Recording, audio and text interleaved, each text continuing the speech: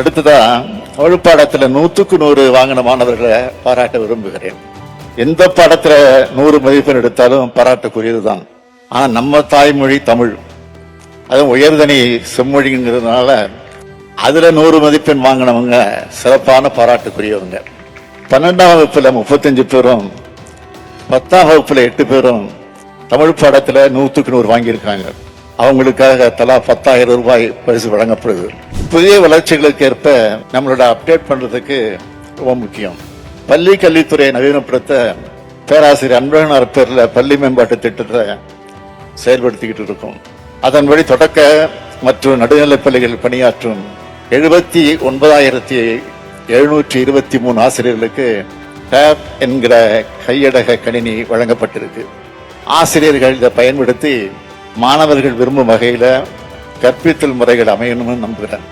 என்னுடைய ஆசையெல்லாம் உலகத்துல எந்த ஒரு மாணவர்களுக்கும் என்னுடைய தமிழ்நாட்டு மாணவர்கள் சவால் விடுகிற அளவுக்கு வளர்ந்து இருக்கணும். அதுதான் என் கனவு. அதுக்காகத்தான் இந்த துறையில் நிறைய திட்டங்களை கொண்டு வரோம். உங்கள் அனைவருக்கும் என்னுடைய நன்றியை முதலில் நான் தெரிவித்துக் கொள்ள விரும்புகிறேன். பள்ளி கல்வித்துறை நிகழ்ச்சிகள்ல பொதுவாகவே நான் ஆர்வத்தோடு கலந்துக்கிறது வழக்கம்.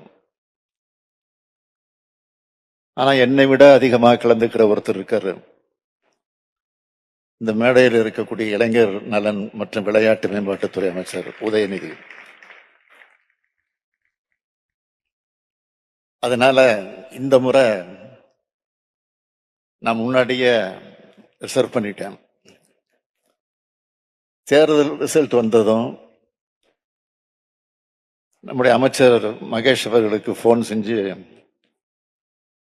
தேர்தல் நடத்த விதிமுறைகள் முடிஞ்சதும் நான் கலந்துகிற முதல் அரசு விழாவாக இந்த பாராட்டு விழா தான் இருக்கணும், அதுக்கு ஏற்பாடு பண்ணுங்கன்னு சொல்லியிருந்தேன். அதன்படி இந்த விழாவை சிறப்பான ஏற்பாடு பண்ணியிருக்கக்கூடிய மாண்புமிகு தம்பி அன்பில் மகேஷ் பொய்யாமொழி அவர்களுக்கு, அதேபோல் அவருக்கு துணை நின்ற அதிகாரிகள், அலுவலர்கள், ஆசிரியர்கள் அனைவரையும் நான் இந்த நேரத்தில் பாராட்டுகிறேன். இந்த விழாவில் கலந்துக்கிறது ரொம்ப மகிழ்ச்சியா இருக்கு. இன்னும் சொல்லணும்னா, பள்ளி மாணவர்களான உங்களை பார்க்கிறப்போ எனக்கும் இளமை திரும்பி எனர்ஜி வந்தது. பொதுவா அரசியல் மேடைகள்ல தான் 50 விழாக்கள் 30 விழாக்கள் நடத்துவோம். ஆனா இப்ப பள்ளி கல்வித்துறையின் சார்பில் 50 விழா ஏற்பாடு செஞ்சிருக்கிறார் அமைச்சர் அன்பில் மகேஷ் பொய்யாமொழி. முதல் விழா 10ஆம் வகுப்பு 12ஆம் வகுப்பு பொதுத் தேர்வில் 100 விழுக்காடு தேர்ச்சி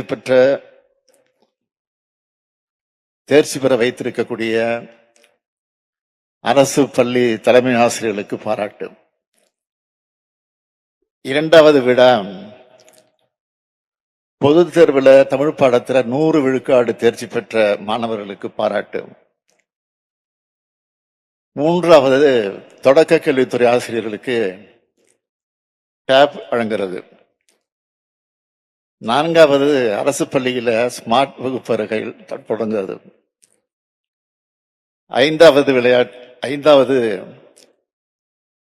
விளையாட்டுல தேசிய அளவில் மெடல் வாங்கினவங்களுக்கு பாராட்டு. இப்படியாக 50 விழாவாக இது ஏற்பாடு செய்யப்பட்டிருக்கு. இந்த நிகழ்ச்சிகளை கலந்துக்கிறதுக்கு முன்னாடி மாணவர்களுக்காக நம்ம அரசு செயல்படுத்தி வர திட்டங்களை பத்தி கேட்டப்போ, பள்ளி கல்வித்துறையில ஒரு பெரிய பட்டியலே வந்துச்சு. அதுல மிக முக்கியமான சில திட்டங்களோட பேரை மட்டும் சொல்லணும்னா, 16 லட்சம் மாணவர்கள் பயன்பெறும் காலை உணவு திட்டம்,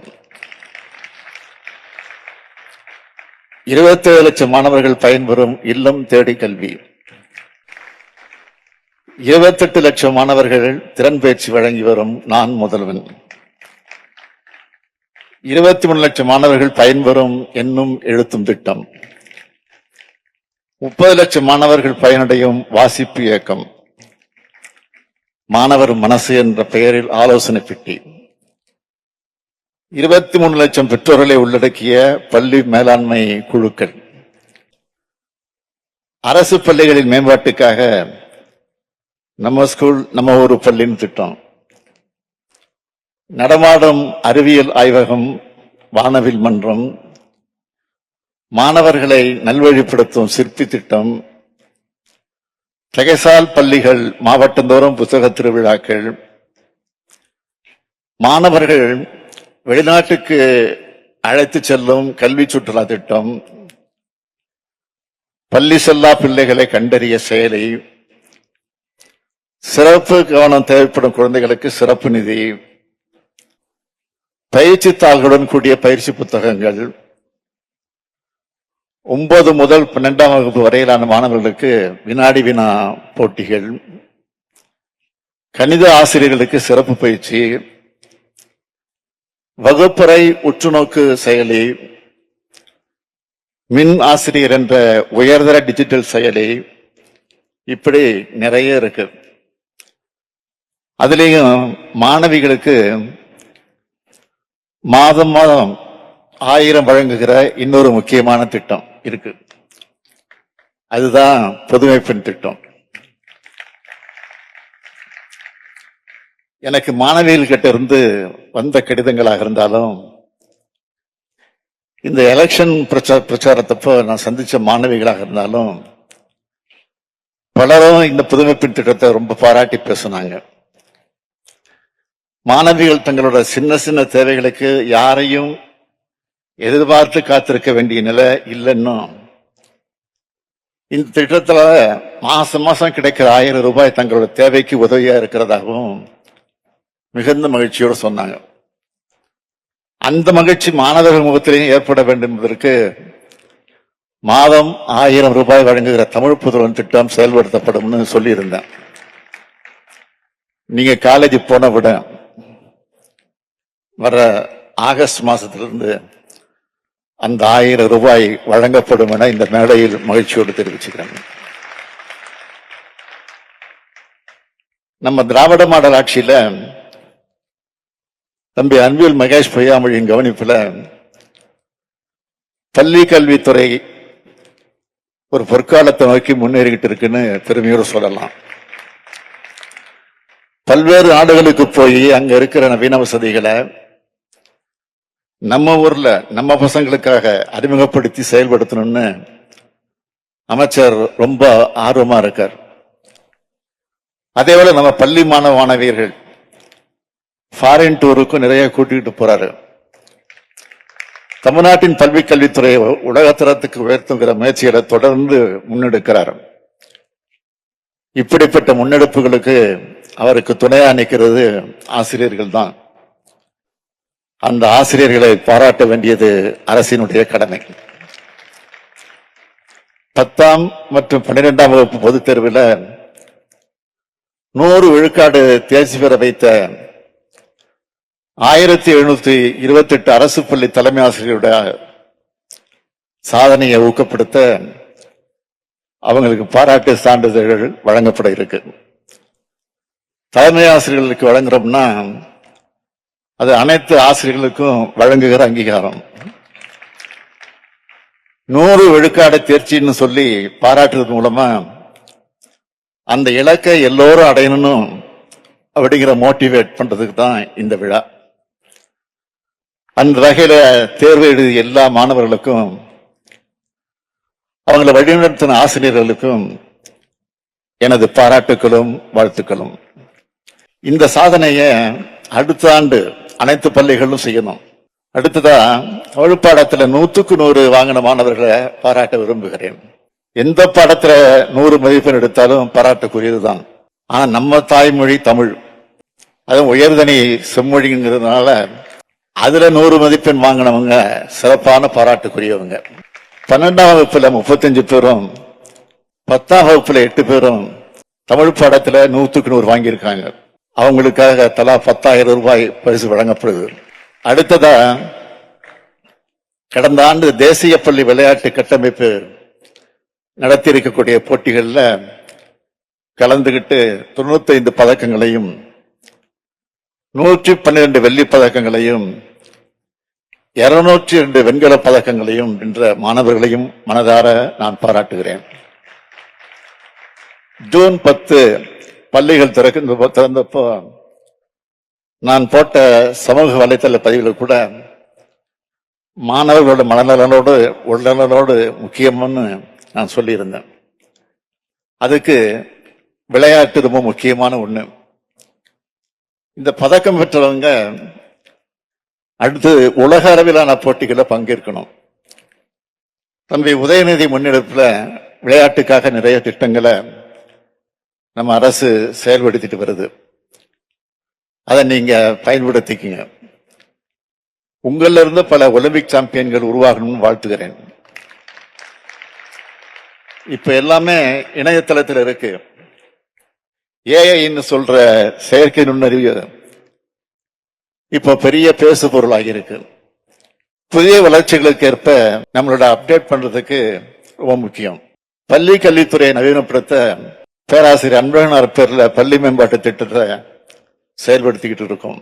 அதன்படி தொடக்க மற்றும் நடுநிலைப் பள்ளிகளில் பணியாற்றும் 79,723 ஆசிரியர்களுக்கு டேப் என்கிற கையடக கணினி வழங்கப்பட்டிருக்கு. ஆசிரியர்கள் இதை பயன்படுத்தி மாணவர்கள் விரும்பும் வகையில கற்பித்தல் முறைகள் அமையணும்னு நம்புகிறேன். அடுத்து தமிழ்நாட்டில் உள்ள அரசு பள்ளிகள்ல 22,931 ஸ்மார்ட் வகுப்பறைகள் உருவாக்கப்பட இருக்கு. வகுப்பறைய குழந்தைங்க மனசுக்கு பிடிச்ச இடமா வண்ணமயமா மாத்த அந்த ஸ்மார்ட் போர்டு ஒண்ணு பொருத்த போறோம். இங்க இன்டர்நெட் வசதியும் இருக்கு. முதற்கட்டமா 500 ஸ்மார்ட் வகுப்பறைகளை இன்னைக்கு துவக்கி வச்சிருக்கிறேன். இது இல்லாம உங்களுக்காகத்தான் என்னுடைய ஆசையெல்லாம் உலகத்துல எந்த ஒரு மாணவர்களுக்கும் என்னுடைய தமிழ்நாட்டு மாணவர்கள் சவால் விடுகிற அளவுக்கு வளர்ந்து இருக்கணும். அதுதான் என் கனவு. அதுக்காகத்தான் இந்த துறையில் நிறைய திட்டங்களை கொண்டு வரோம். நிதி நெருக்கடி எத்தனை இருந்தாலும் கல்வித்துறையில நிறைய புது புது திட்டங்களை ஆரம்பிக்கிறோம்னா உங்களுக்காகத்தான். மற்ற எல்லாத்தையும் நான் பார்த்துக்கிறேன். பதிலுக்கு மாணவர்களான உங்களை நான் கேட்டுக்க ஒன்னே ஒண்ணுதான். படிங்க படிங்க படிச்சுக்கிட்டே இருங்க. எங்கேயும் தேங்கி நிக்காம முன்னோக்கி ஓடிக்கிட்டே இருங்க. உங்க கண்ணு முன்னாடியே ஃபுல் ஸ்டாப் தெரியக்கூடாது, கமா தான் தெரியணும். Keep running, keep winning, keep shining, make Tamil Nadu proud. கல்விதான் உங்ககிட்ட இருந்து யாராலும் திருட முடியாத ஒரே சொத்து. ஆனா அதுல கூட மோசடிகளை செய்யறத நீட் போன்ற தேர்வு முறைகளை பார்க்கணும். அதனாலதான் அதை கடுமையாக எதிர்த்து வருகிறோம். நீட் போன்ற தேர்வுகள் மோசடியானவை என்று முதல்ல சொன்னது நம்முடைய தமிழ்நாடு தான். அதை இன்னைக்கு இந்தியாவே சொல்ல தொடங்கி இருக்கு.